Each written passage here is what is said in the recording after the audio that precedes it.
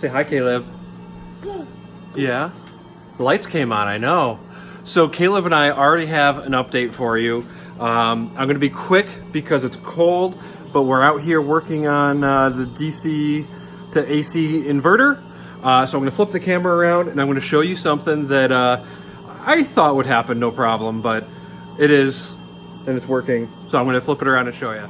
So, yeah, what he said. So instead of having it connected to the T-Rex, I have it connected to my car right now. So there's a power wire going in, and I have power coming out of my car to power my house. And there's no warning lights on the dash. All is good. It's just saying the door is open.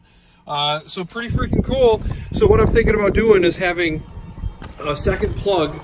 And so I have this come to a T, and then one will plug into that, one will plug into this, and then that way I can pull from both battery packs if I wanted to. Very cool. More later. We're gonna go inside and warm up.